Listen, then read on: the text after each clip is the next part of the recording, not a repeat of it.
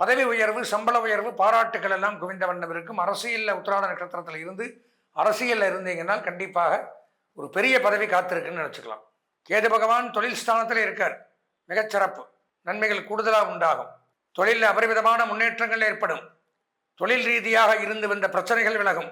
ஒவ்வொரு நட்சத்திரக்காரர்களும் ஒவ்வொரு தசையில தான் பிறப்போம். இந்த தசையில பிறப்பா அப்படிங்கிற கணக்கு. அந்த தசா புத்தி தான் பேசுது.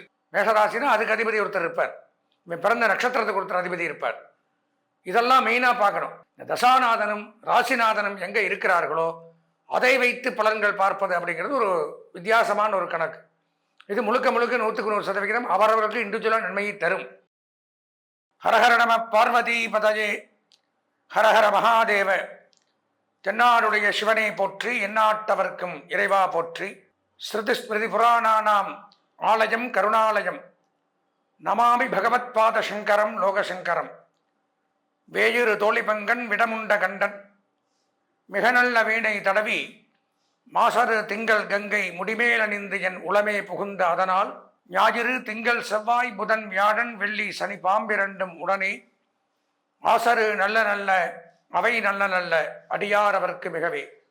ஆதித்யாஜ சோமாய மங்களாய புதாயச்ச குரு சுக்ர சனிபியஸ்ட ராகவே கேதவே நமஹ. அன்பார்ந்த எங்களுடைய டிவோட்டினேஷன் தொலைக்காட்சி நேயர்களுக்கு உங்களுடைய ஜோதிட ஆச்சாரியர் ஜோதிட குரு சிவஸ்ரீ டி சரவண மாணிக்க சிவாச்சாரியர், முதல்வர் வேத சிவ ஆகம குருகுலம், சங்கரமடம், காஞ்சி காமகோடி பீடம், காஞ்சிபுரம். அலைபேசி 9865098370 9865098370. அடியனுடைய பணிவான வணக்கங்கள் மற்றும் ஆசீர்வாதங்கள்.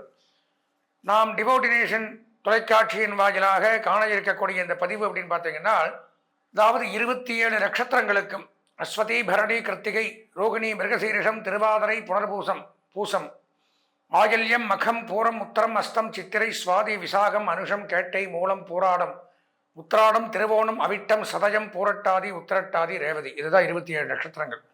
இந்த 27 நட்சத்திரங்களும் 12 ராசிகளுக்குள்ள அடக்கம். 2.25 நட்சத்திரம் இப்படியெல்லாம் ஒரு ராசிக்கு வரும். அந்த 27 நட்சத்திரத்தில் பிறந்தவர்களுக்கும் இந்த 2026ஆம் ஆண்டு வருகின்ற புத்தாண்டு எப்படி இருக்க போகிறது அப்படிங்கிறது தான் இந்த தலைப்பில் பார்க்கிறோம். அதாவது கடந்த 2025ஆம் ஆண்டு அப்படின்னு எடுத்துட்டோம்னால், எந்த ஒரு வருடமும் இல்லாத வகையில் 4 பயிற்சிகள் நடந்திருக்கு. சனி பயிற்சி நடந்திருக்கு, குரு பயிற்சி நடந்திருக்கு, ராகு கேது பயிற்சி நடந்திருக்கு. இப்போ அதையெல்லாம் வைத்து அந்த பயிற்சிகள் மூலமாக என்னென்ன கிரகங்கள் எங்கே இருக்குது, இந்த 2025ஆம் ஆண்டு தான் நம்ம பலவிதமான கஷ்டங்களும் துன்பங்களும் துயரங்களும் பட்டிருந்தோம், 2026 ஏதாவது மாற்றங்கள் உண்டாகுமா அப்படிங்கிற பலவிதமான எதிர்பார்ப்புகளோட பல ராசிக்காரர்களும் நட்சத்திரக்காரர்களும் எதிர்பார்ப்போடு கொண்டிருக்கும். அப்போது நம்ம இந்த ராசிகளாக பார்க்கிறத விட நட்சத்திர வாயிலாக, ஏன்னா இந்த நட்சத்திரம் அப்படிங்கிறது நல்ல ஒரு வித்தியாசம் உண்டு. ஒவ்வொரு நட்சத்திரக்காரர்களும் ஒவ்வொரு தசையில் தான் பிறப்போம். இந்த தசையில் பிறப்பா அப்படிங்கிற கணக்கு உண்டு. அந்த தசா புத்தி தான் பேசுது. அப்போ அந்த தசாநாதன் அப்படிங்கிறவன் இங்கே எந்த இடத்துல இருக்கான், இந்த 2026க்கு அவன் சாதகமாக இருக்கானா? ராசிநாதன், மேஷராசினா அதுக்கு அதிபதி ஒருத்தர் இருப்பார், பிறந்த நட்சத்திரத்துக்கு ஒருத்தர் அதிபதி இருப்பார். இதெல்லாம் மெயினாக பார்க்கணும். பொதுவாக பயிற்சிகள் ஒரு பக்கம் இருந்தாலும் இந்த தசாநாதனும் ராசிநாதனும் எங்கே இருக்கிறார்களோ அதை வைத்து பலன்கள் பார்ப்பது அப்படிங்கிறது ஒரு வித்தியாசமான ஒரு கணக்கு. இது முழுக்க 100% அவரவர்களுக்கு இண்டிவிஜுவலாக நன்மையை தரும். அப்படி பார்க்கும் பொழுது தான் இந்த 27 நட்சத்திரமே ஒவ்வொருத்தரும் ஒவ்வொரு நட்சத்திரத்தில் பிறக்கிறோம். அப்போ அந்த நட்சத்திரத்துக்கு என்ன தசா புத்தி நடக்குது, என்ன தசாநாதன் இருக்கான், இந்த தசாநாதனுடைய இப்போ எங்கே இருக்கா, அவனை யார் பார்க்குறா, ராசிநாதன் யார், இதெல்லாம் வச்சு தான் நாம் பலன்களை சொல்கிறோம். அது கூட இந்த 2026 இந்த அதிகமாக ஒரு ராசியில் தங்கி நன்மை தீமைகளை செய்யக்கூடிய கிரகங்கள் அப்படின்னு நான் பல தடவை சொல்லியிருக்கேன். சனி பகவான் முதல்ல 2.5 ஆண்டுகள் ஒரு ராசியில் இருக்கார். கடந்த ஆண்டு பயிற்சியானார்னா அப்போ பார்த்தீங்கன்னா 2027 தான் அவர் பயிற்சி ஆவார். அதுக்கப்புறம் குரு பகவான், ராகு கேது 1.5 வருஷம் 2026 லாஸ்ட்டில் ஆவாங்க. இப்போ இவங்கெல்லாம் சாதகமாக இருக்கா, நம்ம தசாநாதன் சாதகமாக இருக்கா, ராசிநாதன் சாதகமாக இருக்கா, இப்படி இந்த பயிற்சிகளோடு கூடிய இண்டிவிஜுவலையும் பார்க்கறது தான் இந்த பலாபலன்களுடைய ஒரு பதிவு. அப்போது இந்த 27 நட்சத்திரத்திற்கும் தனித்தனியாக 2026 எப்படி இருக்கும் அப்படிங்கிறத, எவ்வளவு சதவிகித நன்மைகள் இருக்குது, யார் யார் சொந்த ஜாதகத்தை பார்த்து நம்ம அதையும் தெரிஞ்சுக்கணும் அப்படின்னு இந்த பலவிதமான நன்மைகளை தரக்கூடிய விஷயங்களை பற்றி தான் இப்போது இந்த பதிவில் நாம் இங்கே பார்க்க இருக்கிறோம்.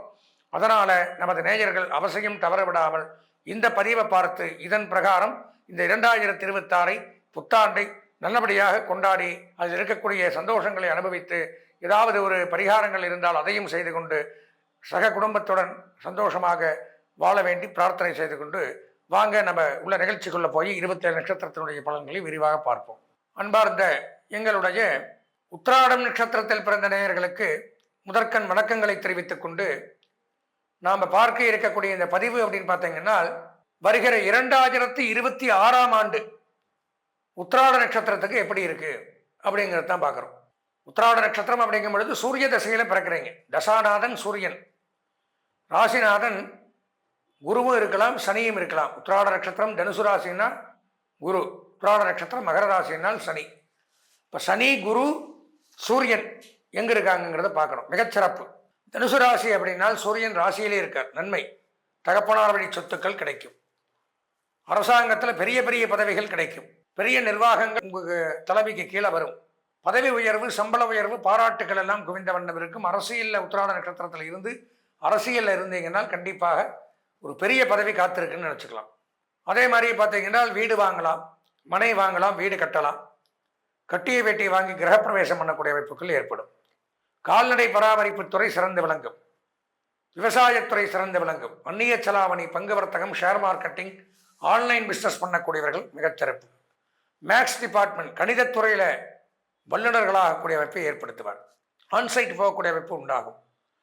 வெளிநாடுகள் மூலம் வருமானத்தை ஈட்டக்கூடிய அமைப்பு அப்படிங்கிறது உண்டாகுது. திடீர் யோகம் ஏற்படும், திடீர் அதிர்ஷ்டங்கள் உண்டாகும், புதிய வாகனங்கள் வாங்கலாம், திருமண பேச்சு கைகூடும், தடைப்பட்ட திருமணங்கள் நிச்சயிக்கப்படும். கேது பகவான் தொழில் ஸ்தானத்தில் இருக்கார், மிகச்சிறப்பு. நன்மைகள் கூடுதலாக உண்டாகும். தொழிலில் அபரிமிதமான முன்னேற்றங்கள் ஏற்படும். தொழில் ரீதியாக இருந்து வந்த பிரச்சனைகள் விலகும். நீதித்துறை, சட்டத்துறை, காவல்துறை, இராணுவம் இதில் பணியாற்றக்கூடியவர்களுக்கு நன்மை கூடுதலாக உண்டாகுது. நம்ம மேலே ஏதாவது வழக்குகள் இருக்குது, நீதிமன்றத்தில் காவல்துறையில் ஏதாவது வழக்கு பதியப்பட்டிருக்கு அப்படின்னா அதெல்லாம் ஈஸியாக ரெமெடி ஆகி வெளியில் வந்துடலாம்.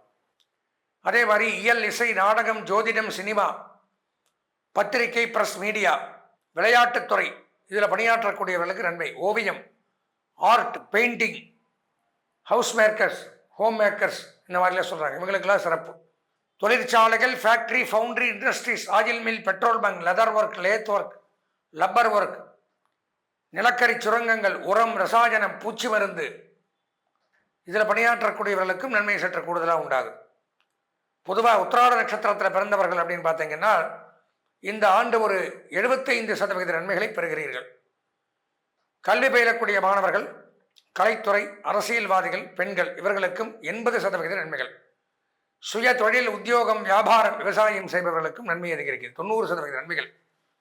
அதிர்ஷ்டமான வண்ணம் சிவப்பு, அனுகூலமான திசை கிழக்கு, அதிர்ஷ்டமான எண் 1, வணங்க வேண்டிய தெய்வம் சிவபெருமான். சிவபெருமானை வணங்கி இந்த ஆண்டை இனிமையான ஆண்டாக மாற்றிக்கொள்ள ஆசீர்வதிக்கிறேன். அன்பார்ந்த நமது டிவோட்டினேஷன் நேயர்களே, நாம் இதை வரைக்கும் பார்த்தீங்கன்னா இந்த ஒவ்வொரு நட்சத்திரத்துக்கும் இப்படிலாம் தான் இந்த புத்தாண்டு பலன்களை கொடுக்கும். இவங்களுக்கு சரியில்லை, இவங்க இந்த பரிகாரங்களை பண்ணிக்கிறோம், அவரவர்கள் அந்த சொந்த ஜாதகத்தையும் பார்த்து தெரிஞ்சுக்கணும். இப்படியெல்லாம் பலவிதமான ஒரு நீங்களே பார்த்துருங்கன்னா புரிஞ்சிருக்கும். பலவிதமான நுண்ணறிவோடு உள்ள நுணுக்கமாக இருக்கக்கூடிய விஷயங்கள் வரைக்கும் நம்ம இந்த பதிவில் பார்த்தோம். அதுவும் போக இதெல்லாம் ஒரு புறம் இருந்தாலும் இதில் மாற்றங்களை தரக்கூடியது அப்படிங்கிறது அவரவர்களுடைய சொந்த ஜாதகம். சொந்த ஜாதகத்தில் இந்த 9 கிரகங்களும் வலுப்பெற்று இருக்கு, நல்ல இடங்கள் இருக்கு, நல்ல கிரகங்களுடைய பார்வைகள் அது மேலே படுது, நல்ல தசா புத்தி நடக்குது இப்போ அப்படிங்கிறதெல்லாம் சொந்த ஜாதகத்தை வச்சு தான் தெரிஞ்சுக்க முடியும். இது பொதுவான பலன்கள். இந்த ராசியில் பிறந்திருந்தால் இந்த ஒன்றும் வேண்டாம், நான் கிருத்திகை நட்சத்திரம்னு வச்சுக்கங்க, நான் மட்டுமா கிருத்திகை நட்சத்திரம், உலகத்தில் பல கோடி பேர் இந்த கிருத்திகை நட்சத்திரத்தில் பிறந்திருப்பான். இப்போ அவங்களுக்கு எல்லாத்துக்குமே பொதுவான ஒரு பலன்கள் தான் நாம் பார்க்குறோம். இப்போ பொதுவாக கிடைக்கிற சாப்பாட்டுக்கும் இண்டிவிஜுவலாக நாம் மட்டும் சாப்பிட்ற சாப்பாட்டுக்கும் வித்தியாசம் இருக்குல்ல. நம்ம வயிறு ரொம்பன்னா நம்ம சாப்பிட்ணும், நமக்கு சாட்டிஸ்ஃபைட் ஆகணும், வயிறு ஃபுல் ஆகணும், அப்போ தான் நிறுத்துறோம். அந்த மாதிரி கோயிலுக்கு போனால் ஒரு தொன்னை பிரசாதம் கொடுப்பா, வயிறு நிறையாது. எல்லாருக்கும் கொடுக்கணும்ல, அதனால் ஒரு தொன்னை தான் கிடைக்கும். இதே ஹோட்டலுக்கு போனோம்னா வேணுங்கிறத வாங்கி சாப்பிட்றோம், வீட்டில் வயிறு ரொம்ப சாப்பிட்றோம். அந்த மாதிரி சொந்த ஜாதகத்தை பார்த்தால் மட்டும்தான் இண்டிவிஜுவலாக சாட்டிஸ்ஃபைடாக நமக்கு எப்படி இருக்குது அப்படிங்கிறத முழுமையாக தெரிஞ்சுக்க முடியும். அதனால் இதுவும் கை கொடுக்கும், கூட நம்ம சொந்த ஜாதகத்தையும் எடுத்துக்கணும். அப்படி எல்லாத்தையும் கலந்து பார்க்கும் பொழுது தான் 100% இந்த வருஷம் நமக்கு எப்படி இருக்குங்கிறத தெளிவாக தெரிஞ்சுக்க முடியும். அதனால் நமது நேயர்கள் இந்த பதிவையும் பார்த்து சொந்த ஜாதகத்திலையும் ஏதாவது கஷ்டங்கள், ஒரு சந்தேகங்கள் இருப்பின் தாராளமாக என்னுடைய அலைபேசி நம்பரை சொல்கிறேன். 9865098370 9865098370 இதில் ஸ்க்ராலிங்லேயும் போடுவாங்க. இந்த எண்ணிற்கு தாராளமாக தொடர்பு கொண்டு உங்களுடைய சொந்த ஜாதகத்தை விரிவாக தெளிவாக பார்த்து பயன்பெற்று இந்த 2026 சந்தோஷமாக கொண்டாட பிரார்த்தித்து விடைபெறுகிறேன். நன்றி, வணக்கம்.